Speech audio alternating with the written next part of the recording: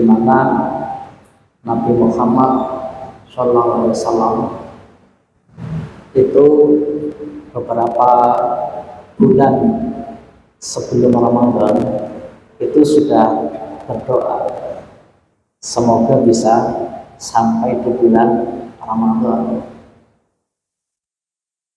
Misalnya kita mengacu pada kitab Musnad Ahmad bin Hanbal, di sana disebutkan memasuki bulan Rajab Nabi Muhammad sudah banyak berdoa. Doa itu redaksinya berbunyi, ini versi Musnad Ahmad bin Hanbal, karena nanti di hadis lain redaksinya bisa berbeda. Tapi kalau di Musnad Ahmad bin Hanbal bunyi redaksinya adalah Allahumma barik lana fi Rajab wa Sya'ban wa barik lana fi Ramadan. Di Allahumma barik lana fi Rajab wa Sya'ban wa barik lana fi Ramadan. Ya Allah, berilah kami keberkahan di bulan Rajab, bulan Sya'ban dan bulan Ramadan. Sehingga penyebutan secara eksplisit di dalam hadis, penyebutan Ramadan adalah Syahrul Mubarak, bulan penuh berkah. Di samping sebutan-sebutan yang lain, tapi secara eksplisit di dalam hadis itu penyebutan adalah Ramadan sebagai Syahrul Mubarak, bulan penuh barokah. Lalu apa makna barokah? Sebuah istilah yang sudah sangat akrab di dalam diri kita, karena setiap saat kita salam di sana ada kata barokah. Setiap kita berdoa banyak didominasi kata barokah.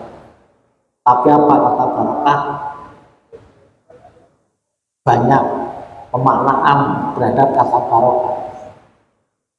Tapi biasanya yang banyak dikutip adalah pendapat Imam Al-Ghazali di dalam kitab Ihya Ulumuddin, bahwa barokah artinya ziyadatul khair atau ziyadatul sa'adah, bertambahnya kebaikan, bertambahnya kebahagiaan. Maka sering orang mengatakan berapapun rizki atau gaji yang kita terima, yang penting barokah. Artinya membawa kebaikan, membawa kebahagiaan. Karena kan tidak mudah orang memperoleh kebahagiaan. Itulah maka barokah menjadi doa yang dominan dalam harapan hidup sehari-hari. Semua itu selalu barakallahu fikum, barakallahu lakum, assalamualaikum wa barakah. Selalu dominan sekali kata barokah, yang sekali lagi sering kita mengacu pada malah bertambahnya kebahagiaan, bertambahnya kebaikan. Maka memasuki bulan Ramadan yang secara eksplisit disebut sebagai Syahrul Mubarak, bulan penuh berkah, adalah bulan yang penuh kebaikan, bulan yang penuh kebahagiaan. Sehingga bulan Ramadan menjadi festival kebaikan, festival kebahagiaan, festival pesta pahala. Sehingga orang seperti ringan untuk berbuat baik, ringan untuk bersedekah. Itu di bulan Ramadan. Sampai-sampai kemudian mungkin oleh misalnya Bank Indonesia itu berada pada titik kekhawatiran ketika memasuki Ramadan dan Idul Fitri. Secara ekonomi bisa jadi memasuki Ramadan dan Idul Fitri itu dikategorikan sebagai boros anggaran. Hampir semua rumah tangga masuk Idul Fitri dan Ramadan adalah anggarannya naik. Bahkan Bank Indonesia sudah menyiapkan uang 197 triliun se-Indonesia untuk persiapan Ramadan dan Idul Fitri. Begitu mudah orang mengeluarkan kebaikan lewat sedekah, baik itu sedekah wajib maupun sedekah sunnah. Sedekah wajib itu zakat, sedekah sunnah itu infak dan yang lain-lain. Karena ayat yang selalu kita rujuk sebagai kewajiban zakat itu di At-Taubah ayat 60. Tapi di situ tidak ada kata zakat. Adanya innamas shadaqah. Tidak ada kata zakat. Tapi hampir semua ulama, semua mufassir, sedekah di situ diartikan sebagai zakat. Maka misalnya Profesor Hasbi Asyidiki lalu membuat kategori sedekah, ada sedekah wajib dan sedekah sunnah. Sedekah wajib adalah zakat, baik zakat mal maupun zakat fitri. Sedekah sunnah adalah infak dan yang lain-lain yang sifatnya tidak wajib. Bapak Ibu dan saudara-saudara saya hormati, maka bersyukurlah kita memasuki bulan Ramadan. Perintah puasa Ramadan turun tahun kedua setelah hijrah. Di tahun kedua setelah hijrah, versi kitab Fiqh Sunnah. Nanti kitab lain bisa menyebut berbeda. Tapi kalau kita merujuk pada kitab Fiqh Sunnah, perintah Ramadan turun tahun kedua setelah hijrah. Padahal kan sebelum hijrah Nabi di Mekah selama 13 tahun. Berarti kan selama 13 tahun di Mekah belum ada perintah puasa Ramadan. Pertanyaannya, Nabi selama ini puasa nggak sih? Puasa nggak kira-kira Nabi Muhammad? Kalau belum ada perintahnya. Kalau perintah puasa Ramadan baru turun 2 tahun setelah hijrah, beliau 13 tahun di Mekah, artinya kan beliau 15 tahun diangkat jadi Rasul, baru ada perintah puasa Ramadan. Pertanyaannya, selama ini ada Nabi puasa?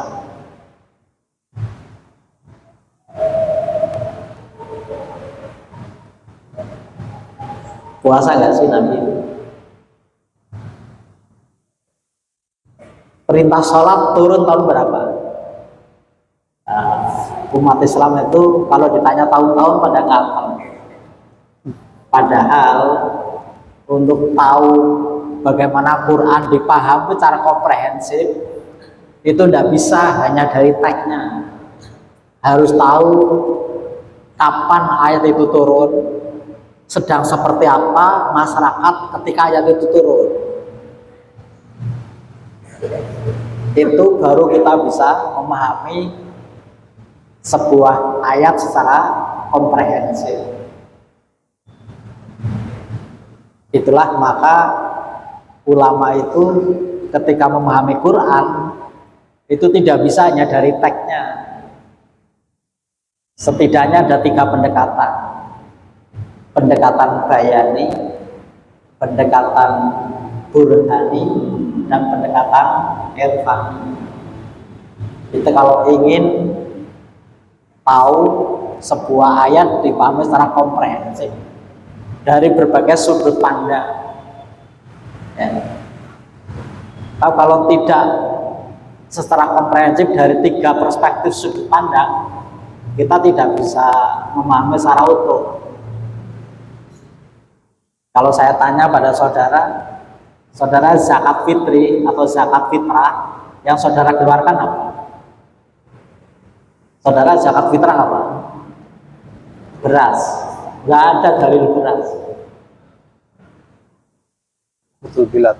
Bagaimana saudara ketemu sampai beras? Kan bunyi teks dalilnya itu faradha Rasulullah sallallahu alaihi wasallam zakat al-fitr sya'amin tamrin sya'amin sa'ir. Telah mewajibkan Rasulullah sallallahu alaihi wasallam zakat al-fitri, zakat fitri.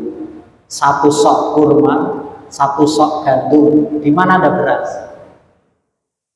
Yes. Kok bisa saudara ketemu beras?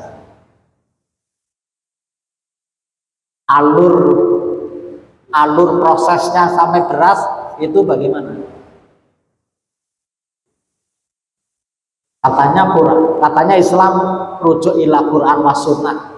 Kok saudara sudah tidak sesuai Quran sunnah? Atau saudara besok karena mengacu pada dalilnya malam Idul Fitri saudara membawa kurma ke panitia zakat fitrah? Boleh nggak? Boleh nggak? Kan jelas dalilnya. Boleh, tapi dikira snack sama panitia. Dikira snack nanti oleh panitia, langsung dibagi oleh panitia. Maka nggak bisa Quran hanya dipahami dari teksnya, nggak cukup. Itulah maka butuh banyak pendekatan. Pendekatan bayani, burhani, dan irfani. Bayan itu hanya penjelasan dalil, penjelasan teks. Jadi kalau faradha Rasulullah sallallahu alaihi wasallam zakatul fitri sya'amin tamrin 1 sok kurma, itu kalau hanya dilihat secara teks dengan pendekatan bayani, penjelasan dalil, mestinya saudara zakatnya menggunakan kurma, jangan beras. Itulah maka butuh pendekatan yang kedua, pendekatan burhani. Pendekatan pertama bayan itu pendekatan teks, tapi itu belum cukup. Butuh pendekatan yang kedua, pendekatan konteksnya. Burhani, konteksnya, pendekatan ilmiahnya. Kira-kira untuk konteks Indonesia apa yang pas? Lalu ulama beristihad, berdiskusi, merumuskan apa yang paling pas untuk Indonesia. Maka ulama bermusyawarah, beristihad, menggunakan kemampuan intelektualnya untuk merumuskan apa yang paling pas untuk zakat fitrah di Indonesia. Maka muncullah pertimbangan. Apa pertimbangannya? Makanan pokok. Apa pertimbangan yang lain yang mengenyangkan? Maka ketemulah sampai beras. Maka beras adalah hasil ijma, kesepakatan para ulama Indonesia untuk mengubah dari kurma menjadi beras dengan prinsip al-islamu sholihun ala kulli zamanin wa makan. Islam dalam hal pemahaman dan pengamalan sesuai dengan perubahan ruang dan waktu. Syariah telah selesai, tidak ada Quran baru, tidak ada hadis baru. Tapi kalau kemudian pemahaman nggak boleh baru, kan saudara harus bawa kurma atau gandum. Ya. Tetapi karena pengamalan dan pengamalan bisa berubah, pengamalan dan pemahaman bisa berubah sesuai perubahan ruang waktu, maka dari ruang Arab pindah ke ruang Indonesia. maka berubah dari kurma menjadi beras. Tapi beras adalah produk fikih istihad ulama. Dalilnya tetap kurma. Nah, itu ya. Kurma syariah, beras adalah fikih. Sehingga beras bisa berubah. Suatu ketika rakyat Indonesia tidak mau lagi makan nasi, maunya roti, ya kita ubah menjadi gandum semua. Nah, ini namanya al-Islamu sholihun ala kulli zamanin wa makanin. Pemahaman dan pengamalan Islam bisa berubah sesuai perubahan ruang dan waktu. Bahkan lebih praktis lagi sekarang. Mahasiswa sibuk kuliah sampai H-1 Idul Fitri, nggak sempat ke panitia zakat, langsung e-banking dari ruang kelas, ya kan? Ya, langsung e-banking dari ruang kelas, langsung ke panitia zakat, selesai. Itulah al-Islamu sholihun ala kulli zamanin wa makanin. Islam bisa berubah dalam hal pemahaman dan pengamalan sesuai perubahan ruang dan waktu. Tetapi sumber syariah tidak berubah, tetap Quran dan Sunnah. Sehingga apa itu agama Islam adalah adinul islamiyu wa ma'andalahullah fil Quran was sunnah minal awamiri wan nawahi wal irsyadat li sholahil ibadi dunyahum wa ukhrawahum. Yang namanya agama Islam adalah segala yang Allah turunkan dalam Quran dan Sunnah berupa perintah, larangan, dan petunjuk. Untuk apa? Untuk kebahagiaan hambanya di dunia dan akhirat. Sehingga Quran Sunnah sebagai sumber syariat. Tetapi di dalam pemahaman dan pengamalan itu akan bisa berubah sesuai perubahan ruang dan waktu. Maka mengetahui konteks ayat itu turun menjadi penting supaya kita bisa memahami Quran dan Sunnah secara kontekstual, secara komprehensif. Jamaah yang saya cintai, saya banggakan, maka tadi perintah Ramadan turun tahun kedua setelah hijrah, kira-kira 15 tahun. Setelah Nabi jadi Rasul, baru ada perintah puasa Ramadan. Jadi selama 15 tahun selama ini, kira-kira Nabi Muhammad puasanya. Perintah sholat itu baru turun setahun menjelang hijrah. Ya. Perintah sholat baru turun setahun menjelang hijrah. Berarti tahun ke-12. Tahun ke-12 beliau jadi Rasul, baru ada perintah sholat. Pertanyaannya, selama ini Nabi sholat nggak?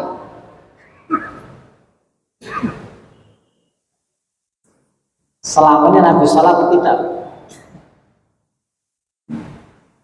Nah, artinya apa? Islam yang pertama dibangun adalah akidah. Sehingga 13 tahun Nabi di Mekah, itu yang dibangun adalah akidah. Ya, akidah dibangun dulu sekuat mungkin. Jadi belum ada perintah-perintah yang lain. Akidah aja dikuati. Sehingga bangun akidah kira-kira 13 tahun di Mekah itu bangun akidah. Sampai umat pun belum dibangun di Mekah. Ya. Umat pun boleh dibangun di Mekah. Sehingga struktur kepemimpinan belum ada di Mekah. Sehingga Nabi belum membangun umat di Mekah. Dan pengikutnya juga masih terbatas. paling-paling hanya kisaran 200 orang. Kenapa? Ya karena pertama yang dikuatkan adalah akidahnya. Sehingga kalau saudara ngajak orang masuk Islam, jangan semua rukun Islam suruh ngamalkan dulu, keberatan nanti keluar lagi. Oke. Yang penting syahadat dulu, yang lain-lain bertahap. Baru masuk Islam, 5 rukun Islam suruh mengamalkan semua. Berat. Nabi aja 12 tahun hanya akidah saja. Ya. Baru nanti sampai di Madinah, perintah-perintah yang lain baru turun. Setahun menjelang hijrah turun perintah sholat. 2 tahun setelah hijrah turun perintah puasa. Masih tahun yang sama, 2 tahun setelah hijrah turun perintah zakat. Sehingga puasa dan zakat turun dalam tahun yang sama. Tahun ke-6 baru turun perintah haji. Tahun ke-6 baru turun perintah haji. Tahun ke-6 turun perintah haji, tahun ke-9 baru beliau bisa haji. Dan itulah haji pertama dan terakhir. Karena tahun berikutnya beliau sudah wafat. Sehingga itulah haji pertama dan terakhir. Sehingga syariah itu turun banyak di Madinah. Kenapa turun di Madinah? Karena umat sudah terbangun seperti negara. Dan terbangun seperti negara, sehingga syariah lancar. Karena syariah tidak lancar tanpa dukungan kekuasaan. Di Mekah Nabi belum dapat dukungan kekuasaan. Kekuasaan baru ketika di Madinah. Itulah yang diharapkan oleh Nabi ketika mau berangkat hijrah. Sehingga beliau berdoa, wa qur rabbi adkhilni mudkhala syidqin wa akhrijni mukhraja syidqin wa ta'ali min ladunka sultanan nasira. Jadi sultan yang menolong, kekuasaan yang menolong, itu doa Nabi. Sehingga Nabi butuh kekuasaan, Nabi butuh dukungan kekuasaan untuk melancarkan syariah. Dan itu terjadi di Madinah. Sehingga tahun ke-6 perintah haji turun, tapi Nabi nggak bisa haji. Ya.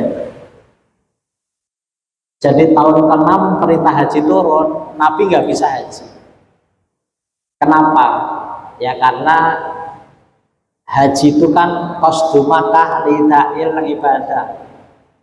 Haji adalah memajukan diri ke kota Mekah untuk beribadah. Jadi haji hanya di Mekah, Madinah bukan rangkaian haji. Tapi pemerintah Indonesia kan satu paket. Masa sudah ke Arab tidak ke Madinah? Sama-sama kota suci. Tapi proses haji hanya di Mekah. Madinah bukan rangkaian haji secara fikih, tetapi hanya di Mekah. Nah, ketika Mekah ditinggal Nabi hijrah ke Madinah, itu kan Mekah dikuasai rezim kafir.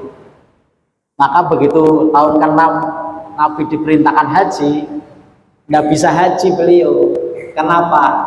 Oleh penguasa dilarang masuk kota Mekah. Nabi dilarang masuk kota Mekah. Karena dilarang masuk kota Mekah, otomatis tidak bisa menunaikan ibadah haji. Apa kemudian Nabi nekat memberontak? Enggak juga. Nabi menerima larangan penguasa kafir Mekah itu. Sampai kemudian Nabi bangun umat di Madinah, bangun umat sebanyak-banyaknya. Setelah umat banyak, Nabi bawa dari Madinah ke Mekah. Tahun berapa? tahun tahun ke-8 setelah hijrah. Itulah namanya Fathu Makkah. Dibukanya kembali kota Mekah, dikuasainya kembali kota Mekah tahun ke-8.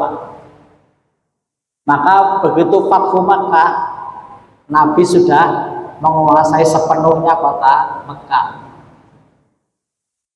Sehingga kalau ingin saudara mengubah, maka baru umat yang banyak.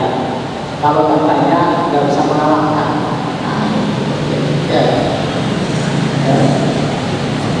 Jadi cerdas saja nggak cukup, cerdas saja nggak cukup, akhlakul karimah aja nggak cukup, butuh orang yang banyak.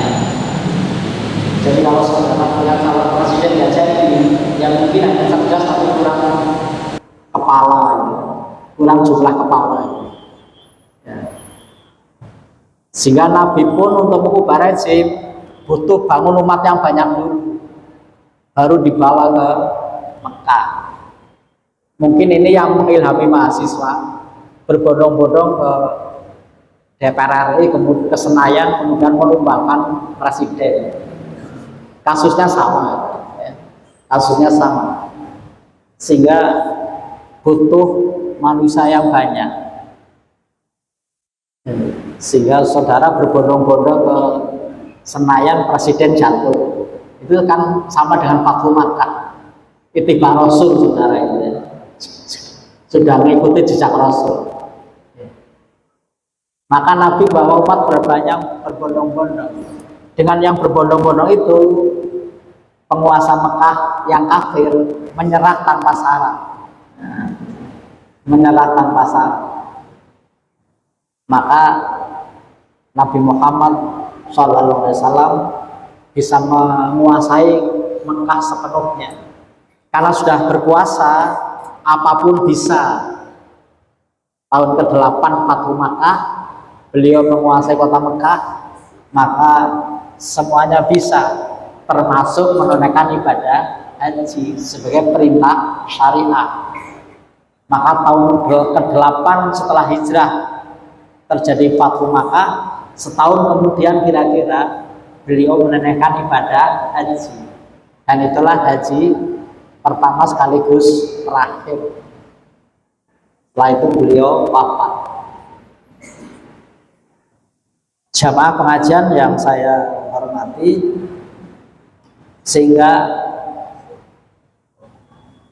puasa diperintahkan tahun kedua setelah hijrah. Bagaimana Nabi selama ini? Nabi tetap puasa. Apa puasa Nabi? Ikut kebiasaan masyarakat setempat. Nah, ya. Ikut kebiasaan masyarakat setempat sebagai local wisdom. Sebagai local wisdom. Ya. Sebagai local wisdom. Itulah yang kemudian mengilhami ulama merumuskan yang namanya kaidah fikih at-tabitul urfi katabitis syar'i. Ketetapan adat itu seperti ketetapan syariah, gitu ya. Ketetapan adat seperti ketetapan syariah. Ayat nama wujidatil maslahatu fasamma hukmullah. Di mana di sana ada kebaikan, di sanalah hukum Allah. Nah, al-muhafadzatu ala qatibis sholih wal abdu bil jadidil aslah. Memelihara tradisi lama yang baik, mengambil tradisi baru yang lebih baik. Lah, inilah yang kemudian menjadi rumusan paham agama yang diperjuangkan oleh para wali songo. Sebuah paham agama tradisionalis, memadukan antara syariah dan tradisi, yang kemudian model paham ini diambil oleh NU. Nah, ya, diambil oleh NU. Dan nampaknya paham ini yang banyak peminat, banyak peminat. Sehingga Wali Songo kemudian membuat ungkapan Jawa adalah Islam, Islam adalah Jawa. Orang Jawa yang tidak Islam adalah Jawa yang aneh-aneh. Sehingga satu desa itu ngaku Islam semua, hanya karena tidak ingin disebut orang aneh. Satu mungkin saudara yang dari desa bisa dilihat satu desa Islam semua. Ya, satu desa Islam semua 100%. Gitu. Walaupun yang sholat 10%, gitu. 10%. Ya, yang sholat mungkin 10%. Tapi luar biasa Wali Songo. Bagaimana Islam adalah Jawa, Jawa adalah Islam. Orang Jawa yang tidak Islam adalah Jawa yang aneh-aneh. Dan hebatnya lagi, yang diislamkan tidak hanya warga atau orang Jawa, tapi sak kerajaannya. Ya. Kerajaan-kerajaan Jawa semuanya dimualaf. Ya. Maka berubah menjadi Kesultanan Jogja, sesuai dengan ayat Quran tadi dalam surat Al-Isra ayat 80 sebagai doa dari Nabi Muhammad SAW.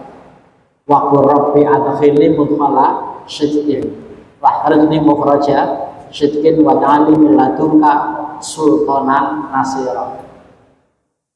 Sultan. Dan luar biasanya lagi kemudian diimplementasikan dalam tata kota.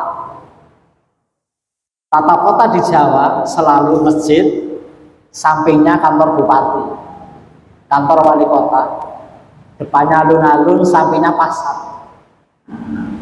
Ingat, bukan tempat ibadah yang lain, hanya masjid. Saudara kawal implementasi ini. Jangan diabaikan. Ini pesan para pendahulu kita, Islam adalah Jawa, Jawa adalah Islam. Dan itu tidak sekedar slogan, diimplementasikan dalam tata kota. Selalu masjid, depannya alun-alun, sampingnya kantor bupati. Sampingnya pasar, depannya penjara. Ya. Ini harus dikawal. Sehingga kota Semarang itu masjid depannya pasar semua, pasar jual. Padahal nama jalannya aja alun-alun. Sehingga sekarang kita kembalikan depan masjid Kauman Semarang menjadi alun-alun. Dulu mungkin wali kotanya Ramudeng, ya. Sekarang kita kembalikan Kauman, Masjid Kauman, sekarang depannya sudah menjadi alun-alun lagi. Sehingga sebelahnya Kanjengan, kantor Kanjeng Adipati. Kalau sekarang wali kota.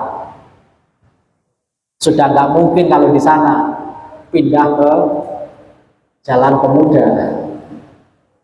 Tapi kan tata kotanya itu. Itulah pesan dari para pendahulu kita.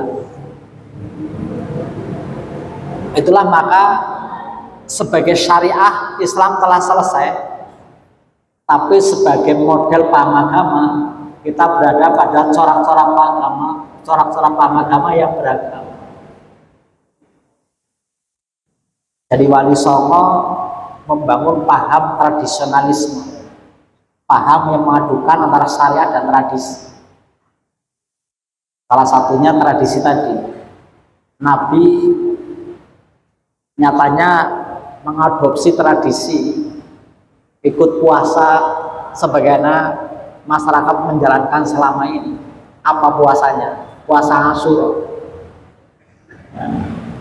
Puasa Asyura adalah tradisi masyarakat Arab sebelum Islam datang. Maka Nabi pun ikut. Sampai kemudian turun perintah puasa Ramadan. Sekalipun perintah Ramadan turun, Asyura tetap dijaga sebagai puasa sunnah. Nah, inilah yang kemudian menghasilkan rumusan al-muhafadzatu ala qadimi sholih wal ahdu bil jadi bil aslah, memelihara tradisi lama yang baik dan mengambil tradisi baru yang lebih baik. Inilah yang kemudian menghasilkan corak paham agama tradisionalis. Tapi oleh sebagian ulama, paham ini dianggap mengadopsi sinkretis gitu ya. Maka muncul paham yang lain, namanya paham reformis modernis gitu ya. Bagaimana Islam mengacu Quran Sunnah tapi dipahami dalam konteks modern dengan reformasi, dengan tajdid, pembaharuan. Supaya apa? Supaya Islam sesuai dengan konteks zaman, supaya Islam mengikuti perkembangan ilmu pengetahuan dan teknologi. Nah, inilah yang diambil oleh Muhammadiyah. Semboyannya Islam berkembang juga. Kalau tadi kan Islam Nusantara. Sehingga kalau saudara mendengar kata Islam Nusantara, Islam berkemajuan, bukan dalam konteks syariah, tapi dalam konteks model paham agama. Harus dibedakan antara syariah, antara agama dengan paham agama. Paham agama adalah pemahaman ulama terhadap syariah, itu namanya paham agama. Kita berada pada syariah tunggal, kita berada pada keseragaman syariah, tapi kita berada pada keragaman paham, keragaman fikih. Tetapi keragamannya ada punya maksud yang sama, untuk menjaga Islam, menjaga eksistensi Islam dengan gayanya masing-masing. Yang satu bagaimana membangun Islam itu menyatu dengan tradisi sehingga Islam menjadi kuat, Islam menjadi mudah diterima masyarakat, Islam menjadi harmonis dengan tradisi, sehingga kelompok tradisionalisme tidak memberantas tradisi tapi mengislamkan tradisi, sehingga tradisi-tradisi Jawa tidak dihilangkan tapi diislamkan. Mantra-mantra Jawa diubah jadi kalimat thayyibah. Ya, mantra-mantra Jawa diubah dari kalimat thayyibah. Dan nampaknya model ini yang paling disukai banyak orang, maka pengikutnya paling banyak. Tapi kadang-kadang model ini dianggap kurang modern, maka muncul paham yang ingin lebih menampilkan Islam dalam konteks modernitas. Tampillah kelompok modernis reformis, yang kemudian model ini diambil oleh Muhammadiyah. Sehingga di dalam memahami Quran dan hadis itu tidak cukup dengan ilmu-ilmu alat nahwu sorof, tapi butuh ilmu bantu namanya teknologi, ilmu bantu namanya ilmu pengetahuan dan teknologi. Maka astronomi dipakai untuk memahami satu Ramadan. Itulah kenapa Muhammadiyah lalu menentukan satu Ramadan dengan astronomi, dengan menghitung, bukan melihat. Dengan menghitung posisi bumi, bulan, matahari, tahu kapan tanggal 1. Sehingga Muhammadiyah sudah mengetahui kapan satu Ramadan jauh sebelum Ramadan. Sudah bahkan di surat edarannya itu Muhammadiyah sudah menentukan 5 keputusan jauh sebelum Ramadan. Sudah menetapkan edaran berisi 5 ketetapan. Apa 5 itu? Kapan satu Ramadan, kapan satu Syawal, kapan satu Dzulhijjah, kapan 9 Dzulhijjah dan kapan 10 Dzulhijjah. Menggunakan teknologi, sehingga bukan ru'yah bil ain, bukan ru'yah dengan mata kepala, tapi ru'yah bil ilmi, melihat dengan ilmu, dengan sains. Teknologi sudah cukup mampu melihat tanggal 1. Itu model yang kedua, model reformis modernis, ingin membawa Islam dalam konteks perkembangan zaman, perkembangan ilmu pengetahuan, dan perkembangan teknologi. Tapi dua model itu masih belum cukup. Ada yang menampilkan memilih model yang ketiga. Apa yang ketiga? Model paham revivalisme. Kenapa muncul paham ini? Karena kelompok pertama, kelompok dua dianggap sudah jauh menyimpang dari contoh para ulama salaf. Nah, itu ya. Ulama terdahulu. Maka mereka ingin menghidupkan masa lalu dibawa ke sekarang. Itulah revivalis. Kelompok revivalisme. Menghidupkan masa lalu dibawa ke sekarang. Sehingga bagaimana Nabi bangun tidur sampai tidur kembali, dibaca sampai detail, kemudian diambil apa adanya sampai ke sekarang. Sehingga jadilah revivalis dengan semboyan Ihya'us Sunnah, menghidupkan sunnah, menghidupkan masa lalu dibawa ke sekarang. Masa lalu adalah salaf, masa terdahulu adalah salaf. Salaf artinya terdahulu. Maka model ini adalah corak model teman-teman salafi. Walaupun kalau kita datang ke pondok pesantren NU, namanya ya pondok pesantren Salafiyah. Ya. Kalau kita datang ke pondok pesantren NU, di papan namanya pondok pesantren Salafiyah. Tapi kalau yang kelompok rivalis juga namanya Salafi. Sama-sama salaf, tapi kontradiksi. Yang satu suka haul, yang satu anti haul. Sama-sama salaf. Pertanyaannya, sebenarnya siapa yang salah? Siapa yang salah? Siapa para pengikut salafus saleh? Kenapa berbeda? Sama-sama salaf tapi corak berbeda. Karena acuan ulama salafnya berbeda. Lalu pertanyaannya, siapa sebenarnya ulama salaf? Tapi kalau ngaji ini ya nanti sampai subuh nggak selesai lagi. Tapi itulah corak-corak paham agama. Kita satu dalam syariah, beragam dalam paham. Kalau di antara tiga model paham ini, mana yang paling sesuai dengan syariah, mana yang paling sesuai dengan sunnah? Jawabannya wallahu a'lam bishawab. Sehingga jangan mengklaim sebagai yang paling sunnah. Kenapa? Sama-sama tidak pernah ketemu Nabi Muhammad Sallallahu Alaihi Wasallam. Itu yang pertama. Yang kedua, kalau kita mengacu ulama salaf kemudian mengacunya kitab-kitab hadis, kitab hadis paling sahih yang saudara kenal apa? Kitab hadis yang paling sahih yang saudara kenal apa? Sahih Bukhari.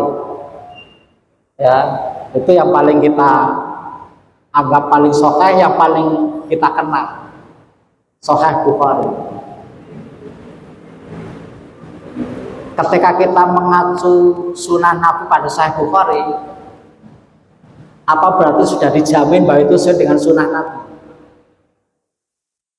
Nah, mari kita lihat dalam konteks tahun lagi. Sahih Bukhari disusun oleh Imam Bukhari. Saya tanya, Imam Bukhari lahir tahun berapa? Imam Bukhari lahir tahun berapa? Apa itu maksudnya? Tatmiin.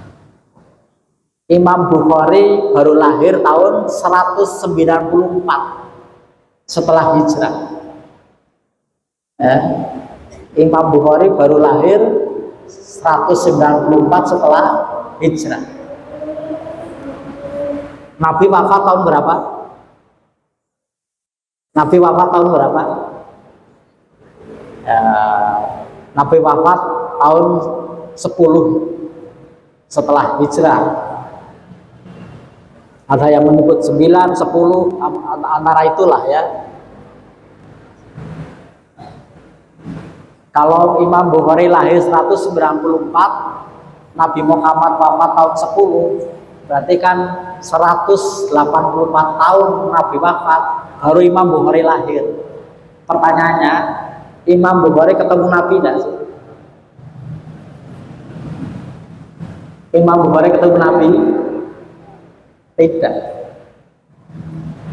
Artinya Sahih Bukhari yang kita baca belum pernah dikoreksi oleh Nabi Muhammad Sallallahu Alaihi Wasallam, belum pernah dibaca oleh Nabi Muhammad Sallallahu Alaihi Wasallam. Kalau ada orang menulis tentang Profesor Lutfi, tetapi beliau belum pernah baca, yakin nggak sih?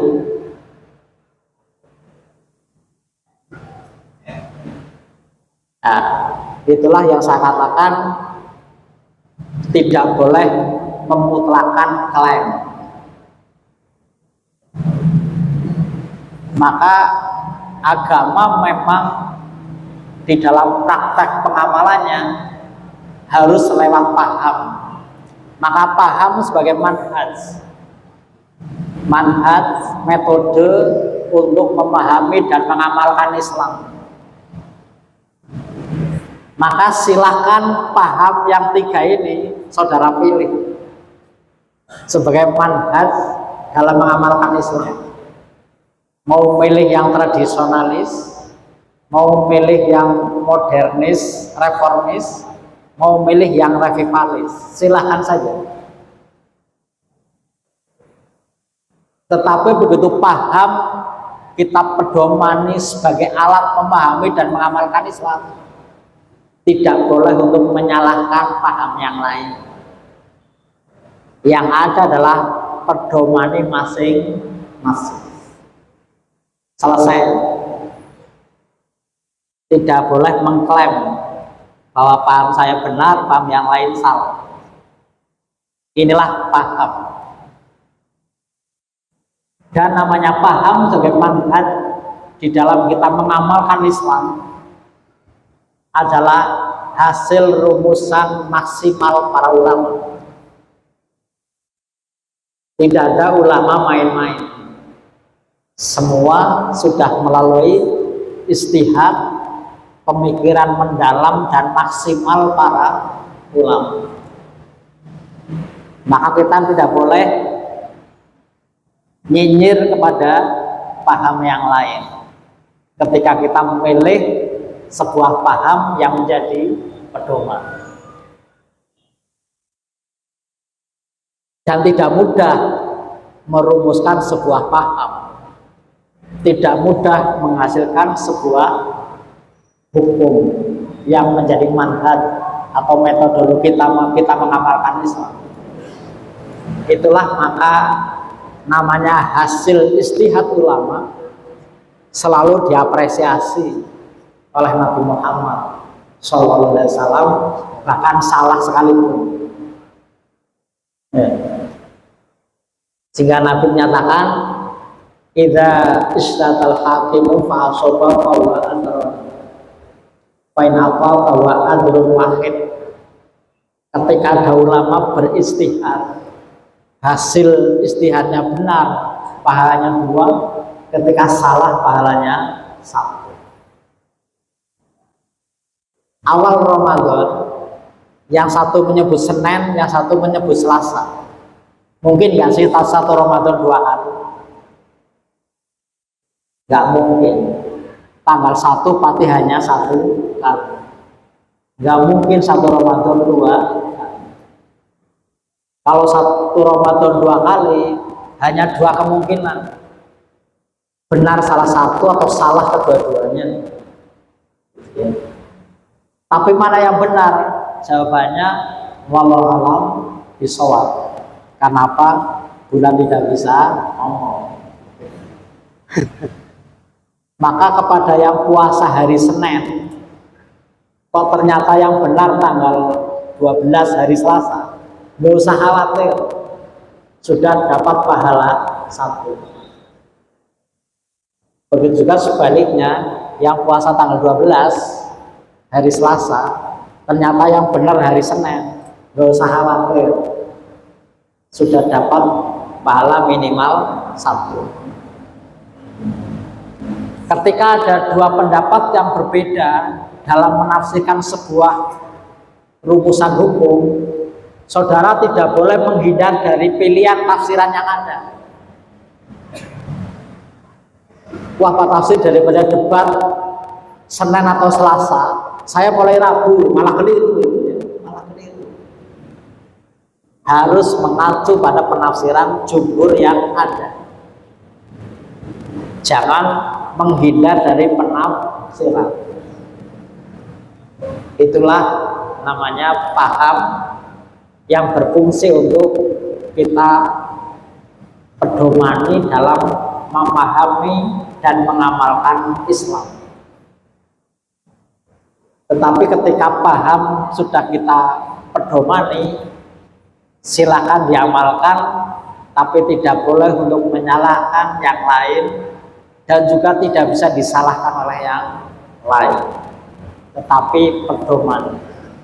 Maka tadi ketika itu hasil pemikiran maksimal, Nabi selalu mengapresiasi salah sekalipun. Maka dalam agama boleh salah, tapi jangan bohong. Boleh salah tapi jangan bohong. Allah memaklumi orang salah, tapi tidak memaklumi orang bohong. Puasa adalah membangun orang menjadi bersih, bersih hati, bersih fisik. Dengan bersih hati, maka yang diperoleh adalah kejujuran, menipisnya kebohongan. Maka lalu kita harus imsak, ya, imsak. Maka puasa adalah imsak. Asyam di mana imsak. Al-imsak anil muftirat min tulumil fajri ila ghurubi syamsi ma'aniyah. Puasa atau siam adalah al-imsak, menahan diri dari berbuka, dari terbit fajar sampai terbenam matahari yang disertai dengan niat. Maka tadi di awal saya sampaikan, kita tidak sekedar bersyukur ketemu bulan Ramadan, tapi kita bersyukur lagi karena kita Ramadan di Indonesia yang masuk garis khatulistiwa. Sebab dengan posisi di khatulistiwa jelas kapan matahari terbit, kapan matahari terbenam, kapan fajar muncul. Dan antara siang dan malam adalah imbang. Kan di situ rumusnya al-imsak anil muftirat, menahan diri dari terbit fajar sampai terbenam matahari. Tidak ada penjelasan berapa jam, tetapi selama matahari nongol ditambah fajar. Nah, kita di khatulistiwa kira-kira 12 jam siang tambah fajar 1 jam gitu. Sehingga 13 jam kira-kira kita puasa. Tapi kita harus ingat, belahan bumi tidak hanya khatulistiwa, ada dekat kutub utara. Beberapa negara yang dekat kutub utara siangnya bisa 23 jam. Kira-kira saudara kalau harus puasa 23 jam sehari selama sebulan gimana kan? Baru 13 jam aja jam 9 sudah nanya bukunya jam berapa? Baru 13 jam. Sehingga mungkin butuh rumusan fikih baru. Bagaimana puasa untuk orang-orang di negeri-negeri yang siangnya terlalu panjang. Atau jangan-jangan matahari nggak terbit. Kalau matahari nggak terbit, ada kewajiban puasa nggak sih? Katanya negara-negara dekat kutub utara pada bulan tertentu itu matahari sepanjang hari atau sebaliknya tidak muncul. Kalau matahari sepanjang hari, terus gimana kapan buka puasanya? Kalau matahari sepanjang hari, ada kewajiban sholat maghrib dan isya nggak sih? Wah, sholatnya cuma duhur asar itu, kan cuma siang. Bagaimana dengan sholat maghrib dan isya subuh itu? Dan nanti dirumuskan ulang lah ya. Karena Quran turun di Khatulistiwa, Arab Saudi. Nabi Muhammad di Arab Saudi, Khatulistiwa. Ulama-ulama penyusun kitab fikih semua di Khatulistiwa. Sehingga semua nuansa fikih itu bernuansa Khatulistiwa. Bagaimana negeri-negeri yang sepanjang hari matahari terbit atau sebaliknya? Bagaimana masuk malam Lailatul Qadar? Apa mereka nggak kebagian Lailatul Qadar? Nah, syariah itu nggak mungkin berubah, tapi fikih bisa berubah sesuai perubahan ruang dan waktu. Ya nanti kita rumuskan fikih baru sesuai dengan ruang dan waktunya masing-masing. Walaupun Profesor Wahbah Suhaili, kemudian Syekh Said Sabiq di dalam kitab Fiqh Sunnah dan kitab Al-Fiqhul Islamiyu wa Adilatuhu itu mencoba menjawab bagaimana negeri-negeri yang siangnya terlalu panjang kapan berbuka puasa. Tapi jawabannya mungkin kita belum pede untuk mengamalkan. Kata dua ulama ini kepada negeri muslim yang siangnya terlalu panjang, kapan harus berbuka? Katanya ada dua rumusnya.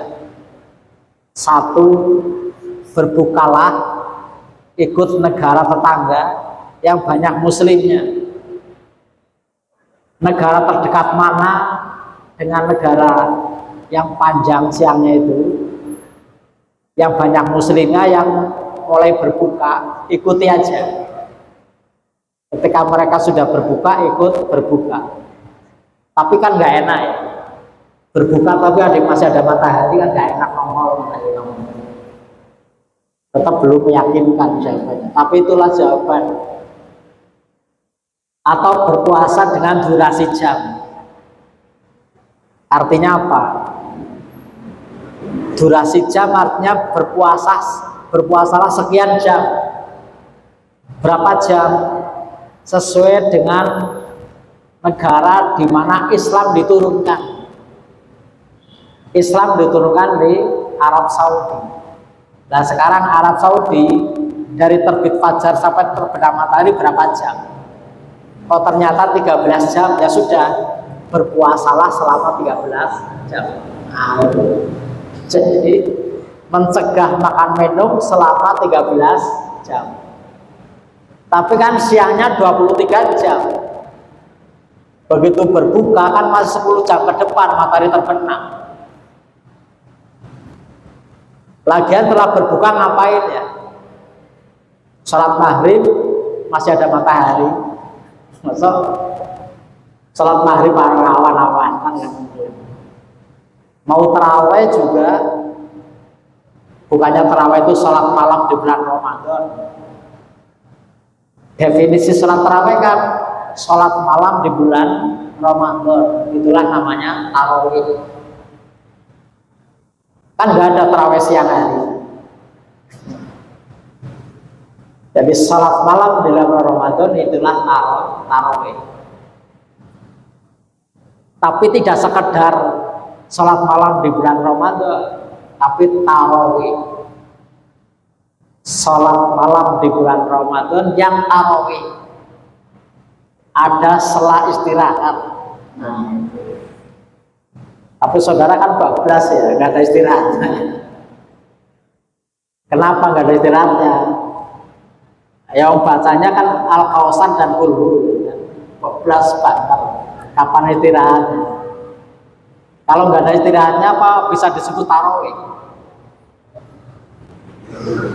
Kan disebut tarawih karena ada tarawihnya, ada istirahatnya.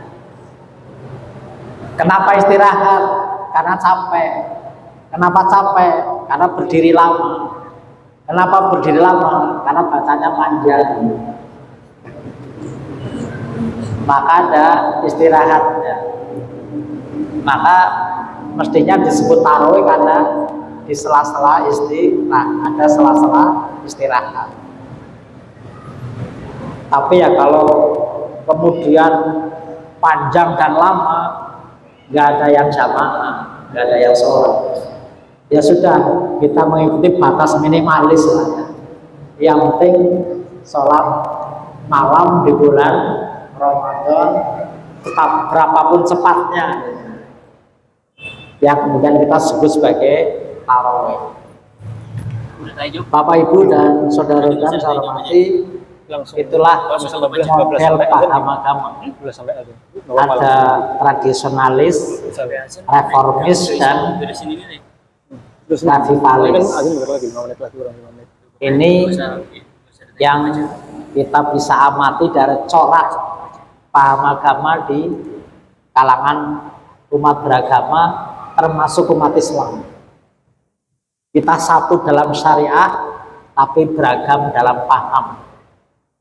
Tetapi paham bukan suatu yang mutlak, maka jangan dimutlakkan, sehingga tidak boleh untuk memvonis paham yang lain yang berbeda dengan paham yang kita amalkan. Paham adalah hasil ijtihad ulama yang tidak main-main, tapi dengan keseriusan intelektual. Maka Nabi Muhammad SAW selalu mengapresiasi hasil ijtihad, bahkan salah sekalipun masih tetap tepat. Maka mari kita hayati keragaman paham itu, dan kita gunakan paham sebagai pedoman, sebagai manhaj dalam memahami dan mengamalkan Islam. Tetapi tidak boleh untuk menyalahkan paham orang lain yang berbeda dengan yang kita paham. Mudah-mudahan ada manfaatnya. Kurang lebihnya mohon maaf. Saya akhiri. Wassalamualaikum warahmatullahi wabarakatuh.